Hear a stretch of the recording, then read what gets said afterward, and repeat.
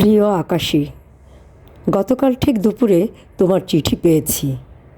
খামের উপর নাম ঠিকানা পড়েই চিনতে পেরেছি তোমার হাতের লেখা। ঠিকানা পেলে কিভাবে? লেখনি। কত দিন পর ঢাকার চিঠি, তাও তোমার লেখা। ভাবতে পারো আমার অবস্থা। গতকাল প্যারিসে ঝরেছিল এবছরের সেরা রেকর্ড ভাঙা তুষারপাত। তামাক ফুরিয়ে গেছে, আনতে পারিনি। এই প্রথম আমি অনেকটা সময় নিয়ে ভুলেছিলাম তামাকের গন্ধ। তোমার চিঠিতে পরিবর্তন আর বদলে যাওয়ার সংবাদ। তুমি কষ্ট পেয়ে লিখেছ, রাত্রি ঢাকা এখন নিয়নের স্নিগ্ধতা ছেড়ে নিয়েছে উৎকণ্ঠ সোডিয়ামের শয্যা। আমাদের প্রিয় রমনা রেস্তোরাঁ এখন কালের সাক্ষী। মিষ্টি কয়েন বক্সের জায়গায় দখল করে নিয়েছে ডিজিটাল কার্ডফোন। শীতের বইমেলা পরিণত হয়েছে মিনা বাজারে। টিএসসির চত্বর যেন উত্তপ্ত বৈরুত।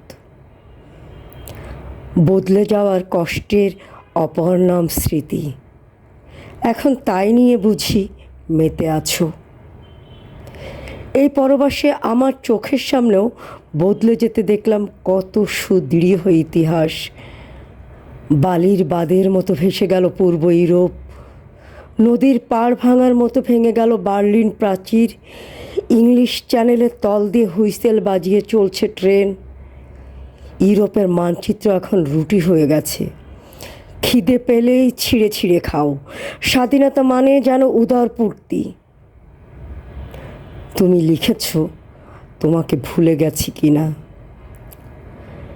প্রিয় আকাশী, আমি জেনে গেছি পৃথিবীতে সবচেয়ে কঠিন কাজ ভুলে থাকা।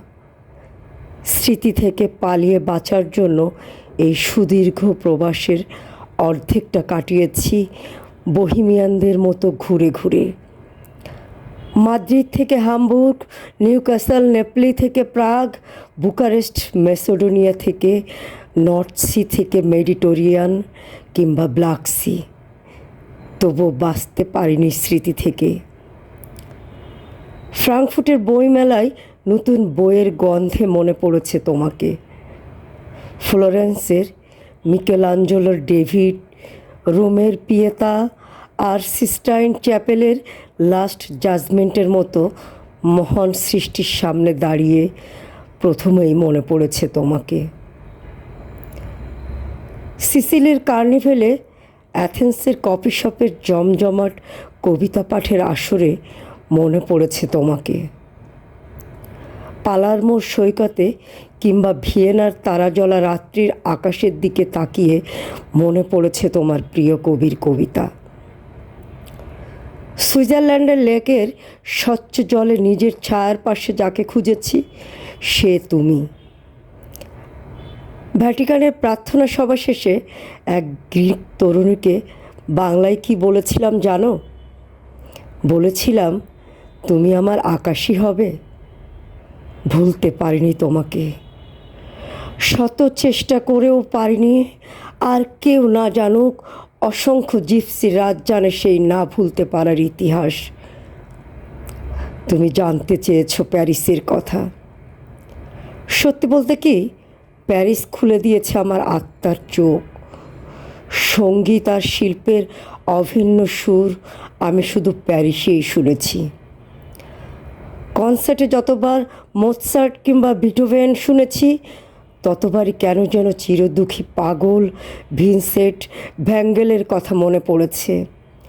সমস্ত প্যারিসের রাস্তার গ্যালারিতে, ফেস্টিভ্যালে খুঁজে ফিরেছি ভিনসেন্টের কষ্ট। তোমার প্রিয় গায়ক জিম মরিসনের শেষ দিনগুলো কেটেছে এই প্যারিসে। প্যারিসেই জিমের কবর। অগণিত শিল্পীর কষ্ট থেকে প্যারিস পেয়েছে সৌন্দর্য। কষ্টই প্যারিসের ঐশ্বর্য। আমাদের সুবর্ণ সময়ের স্বপ্নের প্যারিসে আজ নিজেকে ভীষণ একা মনে হয়। এলোমেলো পড়ে আছে শিল্প সাহিত্যের এই যাগযজ্ঞে। তীব্র শীতের জন্য শ্বাসকষ্ট ভোগায় মাঝে মাঝে।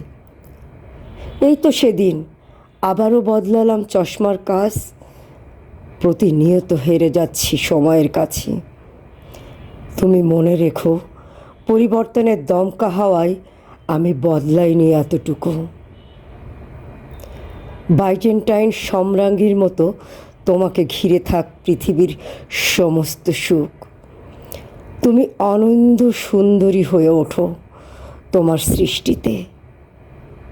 তুমি ভালো থেকো।